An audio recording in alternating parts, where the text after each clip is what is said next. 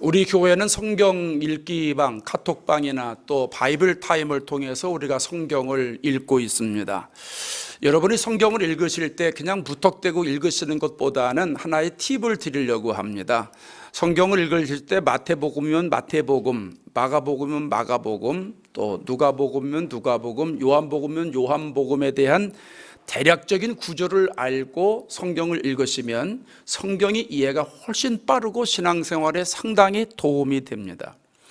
복음서의 경우에 일반적으로 전반부에는 예수님의 출생에 대한 기사가 많이 나와 있고요, 중반부에는 예수님의 공생의 활동들이 많이 부각이 되어 있습니다. 설교가 많이 나와 있죠. 후반부에는 예수님의 고난과 죽음과 부활에 대한 이야기들이 수록이 되어 있습니다. 이 구조를 알고 성경을 읽으면, 특별히 복음서 같은 경우 우리가 읽게 되면 어느 부분을 읽어도 이 부분은 후반부에 대한 말씀이니까 이렇구나, 이 부분은 중간이니까 이렇구나, 왜 이런 말씀을 여기서 하셨구나 하는 것을 쉽게 알게 된다는 이야기입니다. 오늘 본문이 요한복음인데요, 요한복음은 21장으로 되어 있습니다. 그 중에 14장 정도면 후반부에 속합니다. 그래서 요한복음 14장을 가리켜서 예수님의 고별 설교라고 말합니다. 마지막 설교라는 겁니다. 이 정도 지식을 알고 성경을 읽으면 의미심장한 말씀을 하시겠구나 하는 생각을 하게 됩니다.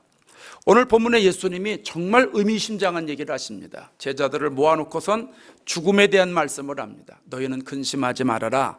나는 너희가 있을 곳을 마련하기 위해서 이제 간다. 내가 가서 너희가 있을 곳을 마련하면 다시 올 것이다. 성령으로 다시 오실 것이다. 그 말씀 하시는 거잖아요. 그리고 너희들 데리고 내가 있는 곳으로 데려갈 것이다. 그러니까 근심하지 말고 걱정하지 마라. 이렇게 말씀을 합니다. 그러니까 도마가 이 말뜻을 이해를 못해요. 그러니까 묻지요.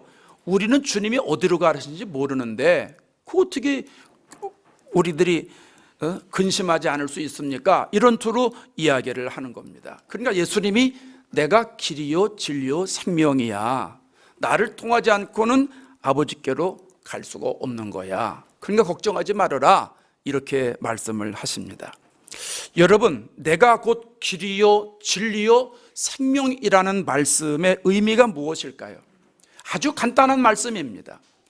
어려서부터 교회 다녔던 분들은 수없이 들었던 말씀입니다. 내가 곧 길이요 진리요 생명이라고 하는 말씀은 영적인 깊은 의미가 담겨져 있습니다. 오늘 성령께서 영안의 문을 열어주셔서 영혼의 보화를 저와 여러분이 다 얻게 되는 귀한 시간 되기를 바랍니다. 첫째로는 길이요 진리요 생명이라는 말씀은 영적인 싸움에서의 승리를 말씀하고 있는 것입니다. 자, 6절 다시 한번 읽어보십시다. 아까 외웠던 말씀인데 다시 한번 해볼까요? 예수께서 시작. 예수께서 이르시되 내가 곧 길이요 진리요 생명이니. 아멘. 예수님이 하나님께 가는 길이요, 예수님 자신이 진리요, 예수님 말씀이 생명이라는 이야기입니다. 근데 이거보다 더 깊은 뜻이 담겨져 있다는 거예요. 그것이 영적인 싸움에서 승리하기 위한 말씀이라는 거예요. 여러분 보세요. 예수님이 이 땅에 오신 목적이 뭐지요? 구원이지요? 예, 구원하기 위해서입니다. 어디에서 구원하는 거예요? 어디에서? 예, 죄와 사망에서 구원하는 거예요. 여러분, 죄와 사망에서 구원한다는 거는요, 이거는 어마어마한 얘기입니다. 왜냐하면 죄와 사망은 우리를 꼭 붙잡고 있거든요. 죄와 사망에서 우리를 구원하려면 그냥 물에 빠진 사람 건져내듯이 그 정도가 아닙니다. 죄와 사망이 우리를 얼마나 결박하고 있느냐 하면 마귀는 우는 사자처럼 달려들어서 우리를 꽉 결박하지 않습니까? 딱 붙잡아 놓습니다. 그래서 마귀한테 한번 결박을 당하면요, 사람이 나올 수가 없는 거예요. 우리가 경험하지 않아요? 요즘에 우리가 문화의 결박당에 살아요. 특별히 젊은 사람들은 더 할 겁니다. 문화가 우리를 결박시켜가지고 시간 뺏고 정신 뺏고 건강 뺏고 잠 뺏고 신앙 뺏고 다 뺏어갑니다. 문화라는 게. 자, 보세요. 페이스북이라는 거, 또 트위터라는 거, 인스타그램이라는 거, 또 우리 성도들 또 저도 잘합니다만 카톡이라는 거, 이거 얼마나 편리하고 좋습니까? 우리 생활에 유익합니다. 그런데 여기에 결박당해서 꼼짝 발작 못하는 사람이 한둘이 아니에요. 페이스북 같은 경우에 어떤 사람 이제 글을 올리면 금방금방 답을 하는 사람들이 있어요. 한두 번은 그럴 수 있는데 가만히 보면 이 사람은 올리기만 하면 금방 답을 하네. 이 사람은 메인 사람이에요, 거기에. 또 카톡이라는 거 가만히 있으면 까똑 계속 올라오지 않아요. 이게 궁금한 거예요. 그래서 요즘은 전화기를 모시고 다니지 않습니까?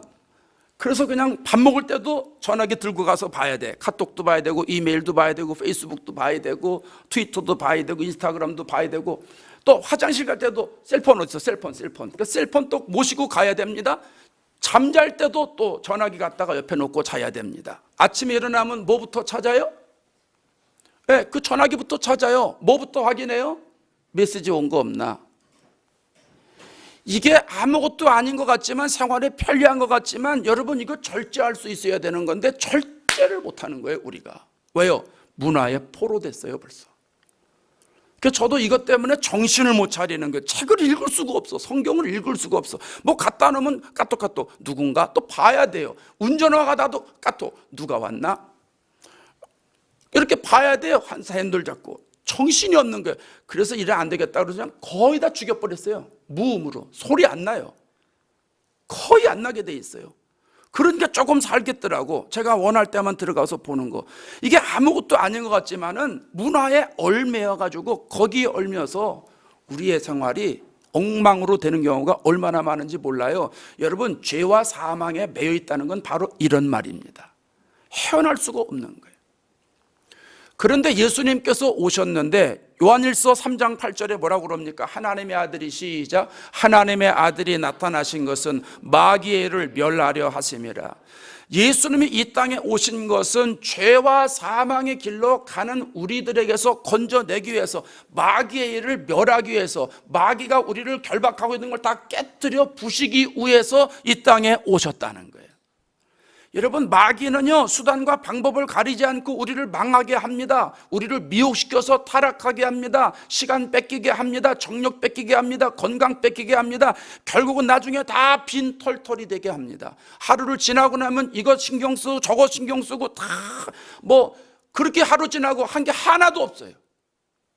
그렇게 일주일 지나고 그렇게 한 달 지나고 그렇게 한 살 먹고 두 살 먹고 10년 20년 가는 경우가 얼마나 많은지 모릅니다. 여기에 속아서 우리가 살아갑니다. 그런데 예수님은 그것을 깨트리고 죄와 사망에서 구원해서 우리를 살리시기 위해서 이 땅에 오셨다는 거예요. 성경에 보면 마귀가 대체적으로 세 가지로 우리를 미혹하거든요. 에베소서 6장 12절에 가면 이런 말씀이 있습니다. 읽어봅시다. 우리의 씨름은 시작. 우리의 씨름은 혈과 육을 상대하는 것이 아니요 통치자들과 권세들과 이 어둠의 세상 주관자들과 하늘에 있는 악한 영들을 상대함이라. 마귀는 어둠의 주관자입니다. 어둠의 주관자. 세상을 어둡게 만들어요. 그 길을 보지 못하게 만들어요. 그 자꾸 타락하게 만들어요. 그래서 우리가 대항할 수가 없어요. 우리의 힘과 능력으로 이길 수가 없는 거예요. 그래서 예수님께서 오셨는데 요한복음 8장 12절에 예수님 뭐라고 그러냐면 나는 세상의 빛이니 이렇게 말씀을 해요. 여러분, 마귀가 어두움을 장악하고 있습니다. 그 길이 안 보입니다. 예수님이 오셔서 빛을 비춰주십니다. 환하게 비춰줍니다. 그럼 뭐가 보입니까? 길이 보이는 거예요. 길이 보여요. 그럼 어둠 속에 빛이 비치면 마귀는 물러가고 길이 보이잖아요. 그래서 예수님이 내가 곧 길이다 이렇게 말씀하시는 거예요. 어둠의 세력을 장악하고 물리치고 빛을 비춰주셔서 백성들을 하나님의 백성들로 만들기 위해서 길을 알려주시기 위해서, 천국 가는 길을 알려주시기 위해서 예수님이 오셔서 나는 길이요 이렇게 말씀하시는 겁니다. 이해되십니까? 또 마귀는 거짓말쟁입니다. 요한복음 8장 44절을 보겠습니다. 그는 시작, 그는 처음부터 살인한 자요 진리가 그 속에 없으므로 진리에 서지 못하고 거짓을 말할 때마다 제 것으로 말하나니 이는 그가 거짓말쟁이요 거짓의 아비가 되었음이라. 마귀는 수없이 많은 거짓말로 우리를 유혹합니다. 아담과 하와를 타락시킬 때 보암직하고 먹음직하고 탐스럽게 할 만큼 거짓말을 지키지 않습니까? 그래서 아주 그럴듯하게 포장을 해가지고 우리들에게 생각으로 쏙 넣어줍니다. 여러분, 우리도 그런 경험 많이 하잖아요. 예배드리고 은혜 받고 하면 내가 한 주간 신앙생활 열심히 한번 해봐야지. 성경도 좀 열심히 읽고 기도도 좀 열심히 하고 또 성도들 사랑도 많이 하고 뭐 이런 생각을 많이 갖잖아요. 그런데 여러분, 주일날 딱 지나고 월요일날 아침이 되면 우리가 그럴듯한 생각에 얼마나 많이 속고 살아갑니까? 그래서 그것도 좋지만 지금 급한 게 이거지 않느냐, 그래서 그거 하다 보면 또 시간이 후딱 가버리고, 또 그것도 좋지만 너에겐 지금 이게 더 시급하고 이게 더 가치가 있는 일이야, 그 거짓말에 속아가지고 또 그거 하다가 오늘 하루도 또 속았구나, 이런 적이 얼마나 많냐는 거예요. 그거 다 마귀가 유혹하는 거예요. 거짓으로 우리를 유혹하는 거예요. 여러분, 거짓이 판을 치는 세상에서는 거짓이 드러나기 위해서는 진리가 있어야 되는 거예요. 어떤 사람이 법정에서 거짓말로 증언을 합니다. 그 사람이 범인입니다. 내가 직접 봤습니다. 그냥 사람들이 그런 줄 알았습니다. 근데 잠시 뒤에 무슨 소리입니까? 내가 봤습니다. 그 사람 그 시간에 거기 없었습니다. 제가 그 시간에 거기 있었습니다. 제가 카메라로 다 찍었습니다. 여기에 증거가 있습니다. 그러는 순간에 처음에 거짓으로 얘기했던 사람은 다 물러가게 되는 거예요. 거짓된 속에서는 진리 앞에 꼼짝 못하는 거예요. 그래서 진리가 거짓을 물러가게 하는 거예요. 예수님은 변하지 않은 진리세요. 그래서 예수님이 오셨을 때 요한복음 1장에 은혜와 진리가 그에게 충만하더라 그랬어요. 시대가 바뀌고 산업이 바뀌고 문명이 발전해도 진리는 바뀌지 않는 거예요. 그래서 어두운 세력을 물리치는, 거짓을 물리치는 예수님이시기 때문에 예수님이 내가 진리다 이렇게 말씀을 하시는 겁니다. 또 마귀는 사망의 세력을 잡고 있습니다. 히브리서 2장 14절 보겠습니다. 2장 14절 시작. 자녀들은 혈과 육에 속하였음에 그도 또한 같은 모양으로 혈과 육을 함께 지니심은 죽음을 통하여 죽음의 세력을 잡은 자 곧 마귀를 멸하시며, 마귀가 죽음의 세력을 잡았다는 거예요. 마귀가 사망의 세력을 잡았다는 거예요. 여러분, 마귀는요 죽이는 영입니다. 어느 누구도 마귀 손에 붙잡히면 그 사람은 죽게 되어 있는 거예요. 그래서 평생토록 마귀의 종로로 타며 살아가다가 육신의 생명이 끝나면 어디 가는 겁니까? 지옥에 가는 겁니다. 그런데 예수님께서 사망의 고통에서 살아나셨잖아요. 죽은 자 가운데서 살아나셔서 잠자는 자들의 첫 열매가 되셨잖아요. 사망을 이기시고 살아나신 분은 예수님밖에 없습니다. 그래서 예수님이 내가 곧 생명이라고 말씀하는 거예요. 예수님은 생명으로 이 땅에 오신 분이에요. 여러분, 예수님께서 내가 곧 길이요 진리요 생명이라는 말씀은 놀라운 말씀이에요. 어마어마하게 놀라운 말씀이에요. 어둠의 주관자인 마귀를 추방시키기 위해서 빛으로 오셨기 때문에 예수님이 길이 되시는 거예요. 거짓말쟁인 마귀를 쫓아내시기 위해서 진리로 오셨기 때문에 예수님은 내가 곧 진리요 말씀하시는 거예요.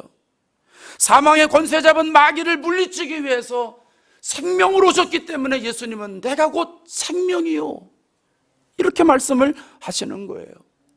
그러니까 여러분, 우리가 신앙생활에서 예수님의 이름이 절대적이어야 합니다. 신앙생활은 영적인 싸움이잖아요. 눈에 보이지 않는 영적인 싸움인데 이 영적인 싸움에서 우리가 이길 수 있는 비결은 예수 그리스도의 이름밖에 없는 거예요. 길이요 진리요 생명 되시는 그 예수 그리스도의 이름을 앞세우고 나아갈 때 반드시 이기고 승리하게 되는 줄로 믿습니다. 그러니까 여러분 앞으로 어떤 일이 있어도 예수님의 이름을 꼭 붙잡으십시오. 신앙생활은 영적인 세계를 모르면 힘들어요. 영적인 세계를 알면 성령이 역사하기 때문에 쉬운데, 그런데 가끔 우리가 그 영적인 세계를 잘 혼돈해가지고 힘들고 어려운 일을 당할 때 있고, 고난당할 때 있고, 그래서 좌절할 때 있고, 절망할 때 있고, 실망할 때 있고, 많이 그런 경우 있지 않습니까? 그런 영적인 방해가 있습니다. 그런 모든 일이 있을 때 환경 탓하지 마십시오. 사람 탓하지 마십시오. 고난을 바라보지 마십시오. 예수님을 바라보십시오. 그리고 예수님의 이름으로 물리치시기 바랍니다. 길이요 진리요 생명 되시는 예수님의 이름을 앞세워서 나아가시면 모든 것들을 다 이겨나갈 수 있는 힘과 능력과 권능을 받게 되는 줄로 믿습니다. 예수의 이름으로 나는 일어서리라. 주가 주신 능력으로 나는 일어서리라. 원수가 날 향해 와도 쓰러지지 않으리.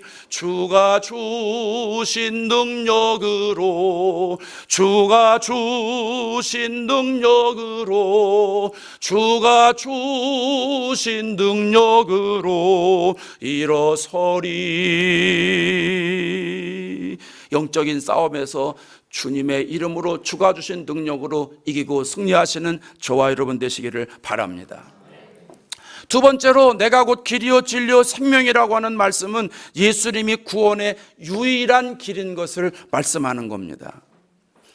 하나님 나라는 어떻게 갈 수 있죠? 믿음으로 갈 수 있죠. 누굴 믿음으로요? 예수를 믿음으로. 그러니까 내가 곧 길이요 진리요 생명이다, 또 나로 말미암지 않고는 아버지께로 갈 자가 없다 하는 말씀은 예수님을 통해서만 하나님께 갈 수 있다, 이런 뜻입니다. 아담 시대에는 하나님과의 사이에 막힌 담이 없었잖아요. 아주 쉽게 한 동네 살았단 말입니다. 그러니까 하나님과 동행하면서 살았기 때문에 아담이 하나님께 물어보면 하나님이 대답해 주시고, 또 하나님이 아담에게 물어보면 아담이 대화를 하고, 정말 이런 꿈 같은 삶을 살았잖아요. 그런데 아담과 하와가 죄를 지으면서 하나님과 인간 사이에 담이 생겼어요. 죄가 하나님과 인간 사이를 갈라놓은 거예요. 동이 서에서 먼 것처럼 하나님과 인간 사이가 멀어진 거예요. 하나님을 떠난 인간은 사망의 길을 걷게 되잖아요. 그래서 죄인이 돼요. 여러분, 죄인이 안전하다고 생각하는 그 길은 아무리 안전하다고 해도 그건 사망의 길이에요. 왜? 기초가 잘못됐으니까, 죄인이니까. 그래서 죄인들이 힘을 다하여 능을 다하여 다 생각해내는 생각, 말하는 말, 행동하는 행동, 취하는 인격, 성품, 모든 것들이 다 자기 생각이기 때문에 결국은 망할 수밖에 없는 거예요. 근데 하나님이 이 모습을 보다 못해서 안타까우니까 구세주를 보내주시잖아요. 그래서 죄와 사망에서 구원해 주실 메시아를 이 땅에 보내주시는 거예요. 그분이 누구예요? 예수님이잖아요. 그 예수님을 통해서만 하나님께로 갈 수 있다는 거예요. 예수님이 구원의 유일한 길이라고 하는 사실을 믿으시기 바랍니다. 여러분이 오늘 교회 오실 때 저 골든게이 브릿지, 여기 베이 브릿지, 산마테오 브릿지, 이 세 다리를 통해서 오시죠. 우리 성도들은 이 세 다리 통해서 오시는 분들이 여러분 계신 것 같아요. 우리가 하나님께 갈 수 있는 것의 길은 예수님이라는 브릿지를 통해서만 갈 수 있는 것입니다. 그래서 예수님이 구원에 이르는 유일한 길이에요. 그래서 예수님이 내가 곧 길이요 진리요 생명이다, 나를 통하지 않고는, 나를 말미암지 않고는 아버지께로 올 자가 없다, 이렇게 말씀하시는 겁니다. 어떤 분들은 반문하잖아요. 그 꼭 예수님만 통해서 갈 수 있습니까? 다른 일을 믿으면 구원 얻지 못합니까? 또 어떤 사람들은 그래요. 아이고, 기독교인들은 너무 독선적이야. 자기들밖에 몰라. 자기들이 믿는 예수만 믿어야 된대. 아이고, 그 사람들은 대화가 안 돼, 대화가 안 돼.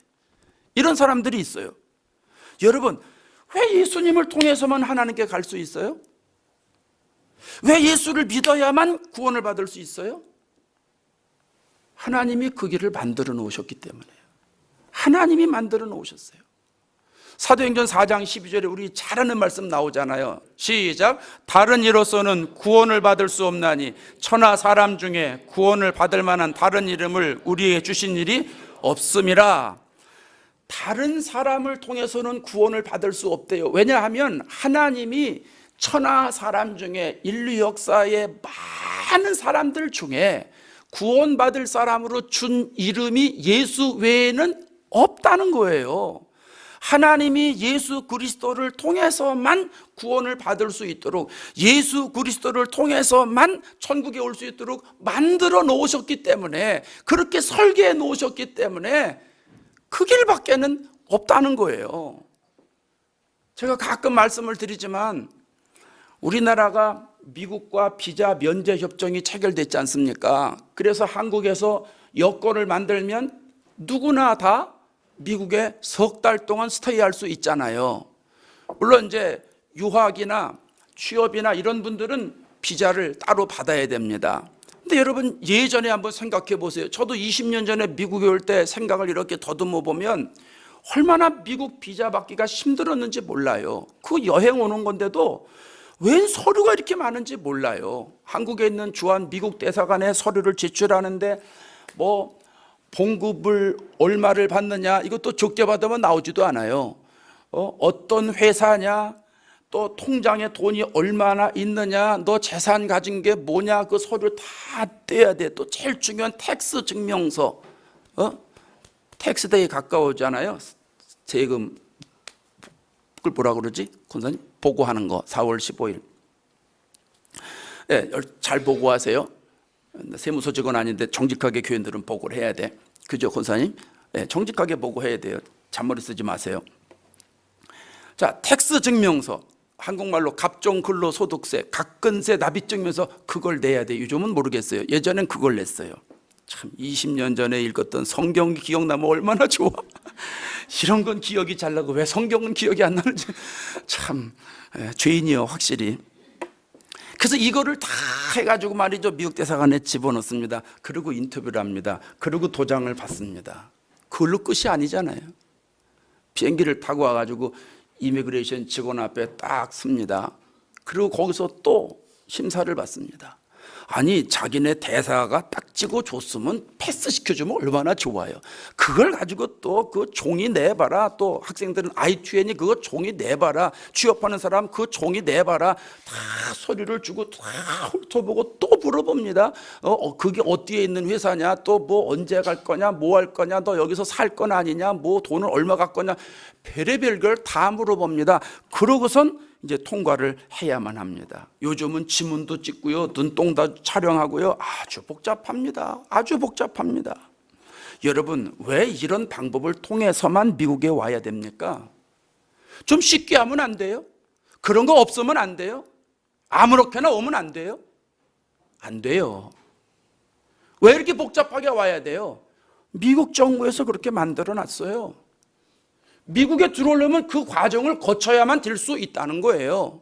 이게 미국만 그런 게 아니고요, 전 세계 많은 나라에서 자국의 보호를 위해서 이런 시스템을 운영합니다. 제가 한국에 가서 이번에 들었는데요, 중소기업을 방문할 기회가 있어서 갔더니 그 장로님, 사장님이 그러는 거예요. 일하는 사람들이 거의 100%, 사무실 직원만 빼고 현장에 일하는 사람은 100% 다 외국 사람들인데 그 사람들 쓰기가 얼마나 힘든지 모른다고. 왜 그러냐 그랬더니 그 사람들이 비자 받기가 너무 힘들다는 거예요.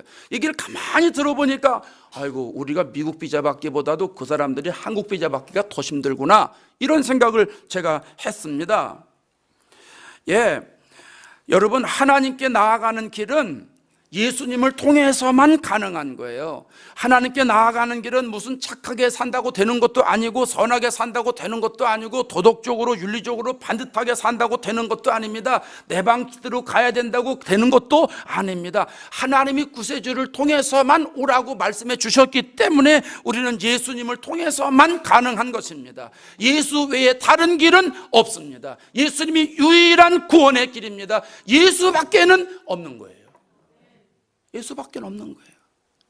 독선적이라고 해도 하나님이 그 길을 만들어 놓으셨기 때문에 그 길밖에는 없다는 거예요. 요즘 종교다원주의로 인해서 혼란한 분들이 많이 있습니다. 특별히 샌프란시스코 같은 경우는 더 심하죠. 종교다원주의가 뭐냐 하면 모든 종교는 서로 다른 구원 체계를 갖고 있다는 거예요. 그래서 절대 종교는 있을 수가 없다는 거죠. 기독교 외에 모든 종교에도 구원의 길이 있다고 주장하는 게 종교다원주의입니다. 여러분은 어떻게 생각하시는지 모르겠어요. 물론 그들의 말에도 어느 정도 일리는 있어요. 왜냐하면 종교는 다양성이 있잖아요. 다양성 인정합니다. 또 모든 종교는 각각의 특색이 있지요. 고상한 가치를 가지고 있어요. 그래서 어떤 종교를 갖느냐, 어떤 신을 믿느냐, 그건 본인의 믿음에 따라, 신념에 따라 달라지는 것이죠. 아무거나 구할 수 있어요. 아무거나 믿을 수 있어요. 그러나 여러분, 구원의 길을 가르쳐 주는 것은, 구원의 길을 정확하게 제시하고 가르쳐 주는 것은 기독교밖에는 없어요. 기독교밖에는 없어요. 왜냐하면 하나님이 구원의 길을 만들어 놓으셨기 때문에 그래요. 다른 종교는 구원의 길을 사람이 만들어 놨어요. 그게 차이가 나는 거예요. 기독교는 하나님이 말씀하시는 거예요. 그래서 하나님이 사람으로 내려오셔서 인카네이션 하셔서 구원의 길을 알려주시는 거고, 다른 종교는 사람들이 생각해서 구원의 길은 이렇게 가야 된다고 만들어 놓은 거예요. 어떤 길이 진짜예요? 구원은 하나님의 입장에서 구원을 해야, 얘기를 해야 되는데, 그렇다면 하나님이 구원의 길을 제시해 준 것이 진짜가 아닙니까? 그게 기독교입니다. 여러분 속지 마시기 바랍니다. 혼란에 빠지지 마시기 바랍니다. 누가 뭐래도 따라합시다. 예수밖에는 없다. 예수밖에는 없는 거예요. 하나님이 그 길을 만들어 놓으셨기 때문입니다. 여러분, 구원은 하나님이 보내주신 예수 그리스도를 통해서 가능한 겁니다. 십자가에서 물과 피를 다 쏟고 속죄 제물이 되신 예수 그리스도를 통해서만 가능한 겁니다. 그래서 예수님이 나로 말미암지 않고는 아버지께로 올 자가 없느니라, 내가 곧 길이요 진리요 생명이라고 말씀하시는 줄로 믿습니다. 이 신앙으로 신앙생활에 굳게 서셔서 승리하시기를 바랍니다. 마지막 세 번째로, 길이요 진리요 생명이라고 말씀하시는 것은 복음을 전해야 한다는 것을 말씀하고 있는 겁니다. 요한복음 14장을 가리켜서 고별 설교라고 말씀을 드렸잖아요. 근데 14장을 읽어보면 1절부터 끝절까지가 한 편의 설교예요. 이게 연결되어 있는 거예요. 근데 중간쯤에 가면 이런 말씀이 나와요. 12절을 한번 볼까요? 내가 곧 길이요 진리요 생명이다 하면서 중간쯤 12절에 가면 이런 말씀이 나와요. 시작. 내가 진실로 진실로 너에게 이르노니 나를 믿는 자는 내가 하는 일을 그도 할 것이요 또한 그보다 큰 일도 하리니 이는 내가 아버지께로 감이라. 참 기가 막힌 말씀을 하세요. 예수님을 믿는 사람은 예수님이 한 일을 하고 예수님보다 큰 일을 한다는 거예요. 예전에 제가 성경을 읽을 때, 영적인 세계를 잘 모를 때 이 말씀을 쭉 읽으면, 야, 예수님이 참 마음도 넓으시다. 참 예수님은 생각이 깊으신 분이요, 제자들을 격려해 주시기 위해서 이런 말씀도 해 주시는구나, 이런 생각을 했습니다. 그런데요, 은혜를 받고요, 영적인 세계가 열어지고요, 성경을 깊이 읽으면서 보니까 그게 아닌 거예요. 야, 이 말씀은 이 말씀 그대로라는 사실을 제가 알게 된 거예요. 그걸 알게 되는 순간에 충격적인 거죠. 성경을 읽어보면 예수님이 하신 일이 뭔지 나와 있거든요. 마가복음 1장 볼까요? 38절에 가면 예수님이 하신 일이 이렇습니다. 시작. 이르시되 우리가 다른 가까운 마을들로 가자. 거기서도 전도하리니 내가 이를 위해서 왔노라 하시고, 예수님이 뭐하러 오셨다고 그래요? 전도하러 오셨다고 그래요. 전도하러. 마태복음에서는 섬기러 오셨다고 그러고, 누가복음에서는 구원하러 오셨다고 그러고, 요한복음에서는 나를 보내신 이의 뜻을 행하려고 오셨다고 말씀을 합니다. 그러니까 다 똑같은 얘기입니다. 그러니까 요한복음에서 전도나 무슨 섬기러 왔다는 거나 주님의 뜻을 이루기 위해서 왔다는 거나 똑같이 영혼 구원하기 위해서 예수님이 오신 거예요. 그래서 예수님은 이 땅에 전도하기 위해서 사람들의 질병을 고쳐주고 귀신을 내쫓아주고 오병이어의 기적을 베풀어 주시고 사람들을 먹이신 거예요. 예수님이 행하신 모든 일은 다 전도로 모아집니다. 영혼 구원으로 모아집니다. 그래서 예수님을 믿는 사람은 예수님이 하신 일을 하게 되고, 예수님 하신 일 뭐라고요? 전도하게 되고, 예수님보다 더 많이 전도하게 된다는 거예요. 그러니까 예수님을 믿는 사람은 내가 예수님을 믿습니다, 예수님 내가 믿습니다, 구세주로 믿습니다, 이렇게 하고 가만히 있으면 안 된다는 거예요. 믿는 사람은 예수님이 하신 일까지 가야 된다는 거예요. 다음 스텝으로 가야 된다는 거예요. 그리고 예수님보다 더 큰 일을 할 수 있다는 거예요. 누가 하게 하시는 거예요? 성령이 하게 하시는 거예요. 여러분, 청춘 남녀가 사랑하게 됐습니다. 서로 사랑하게 됐습니다. 아이고, 나는 당신을 사랑합니다. 그래요, 나도 당신을 사랑합니다. 이 두 사람이 만나게만 하면 만나를 사랑합니다, 사랑합니다, 말로만 고백하는 거예요. 그 사람들 진짜 사랑하는 사람인가요? 내가 보기에는 아닌 거예요. 사랑하는 사람은 거기서 머무르면 안 돼요. 내가 당신을 사랑합니다. 그럼 다음 스텝으로 나가야 돼. 그 다음 스텝으로 나가야 돼. 다음 스텝으로 나가야 돼. 그래서 정말 사랑하니까 결혼하고, 사랑하니까 한평생 같이 살고, 사랑하니까 약점을 서로 이렇게 채워주고 보충해주고, 사랑하니까 그 사람을 이끌어주고, 사랑하니까 힘들 때 그 사람 같이 격려해주고, 사랑하니까 기쁠 때 같이 웃어서 기쁨을 나누고, 그러는 거 아니겠어요? 그게 사랑 아닙니까? 믿는 것도 마찬가지라는 거예요. 믿습니다 하는 것은 믿습니다로 끝나면 안 된다는 거예요. 예수님 말씀처럼 예수님이 하신 일로 가야 된다는 거예요.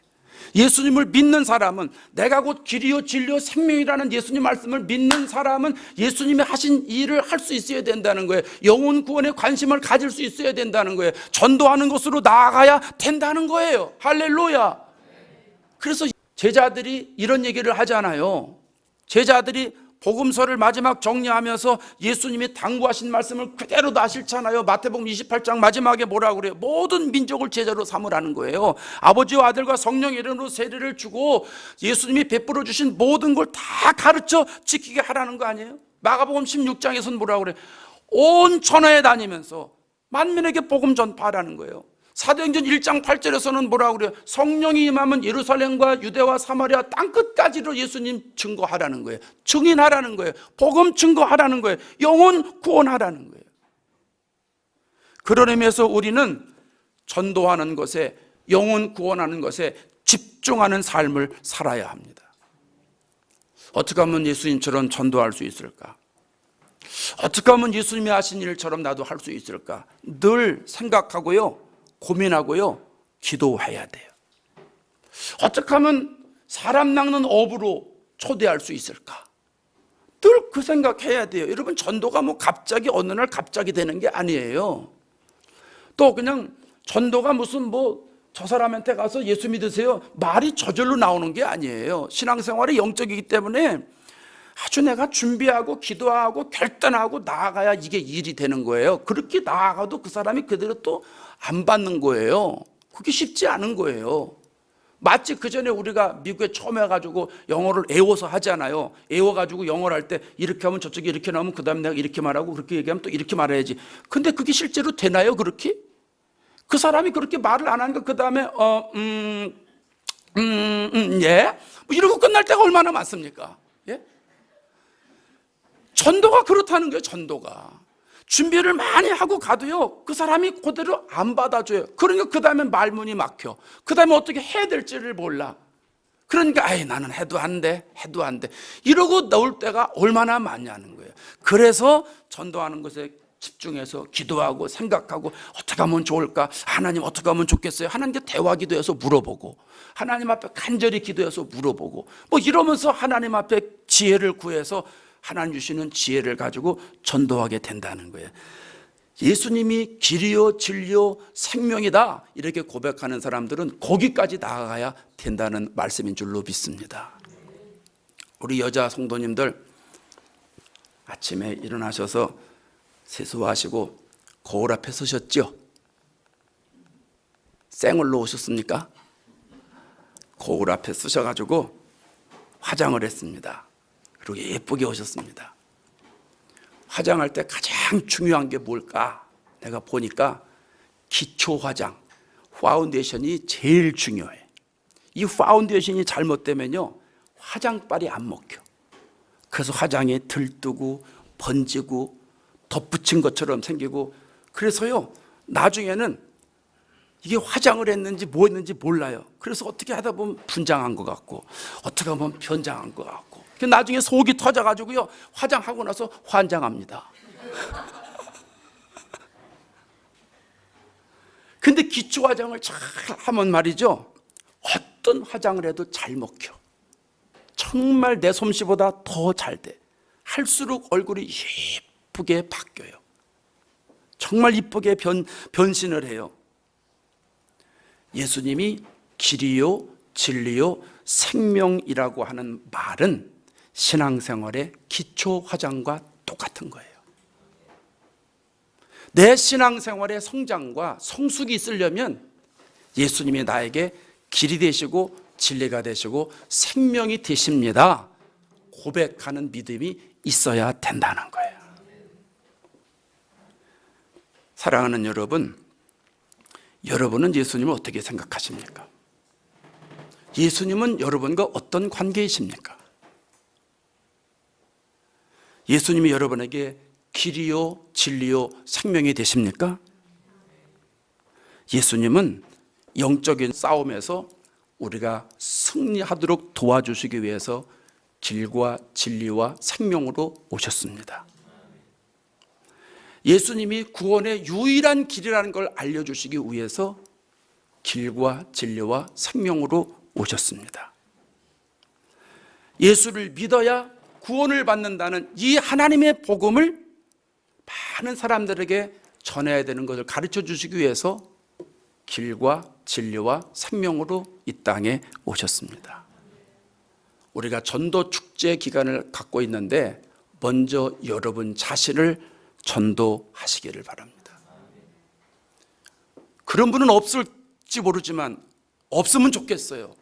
그러나 혹 한 명이라도 우리 예배드리는 우리 가운데 다른 예수님이 길이 될지는 몰라도 진리가 되진 않는데 진리가 될지는 몰라도 생명은 아닌데 이러시는 분이 있다면 여러분의 마음을 바꾸시기 바랍니다. 예수는 우리의 길이요 진리요 생명이십니다.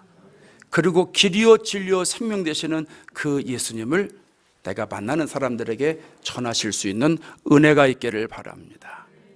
그래서 저와 여러분도 살고 그 복음을 받는 그 사람도 살고 그래서 저와 그 사람들의 영혼이 다 살아서 영원한 하나님 나라 갈 수 있는 하나님의 백성으로 되는 축복을 누릴 수 있게 되길 바랍니다. 내가 곧 길이요 진리요 생명이니 나로 말미암지 않고는 아버지께로 올 자가 없느니라 하는 예수님 말씀을 마음에 새기시고 한 주간도 승리하시기를 주의 이름으로 축원합니다. 기도하십시다.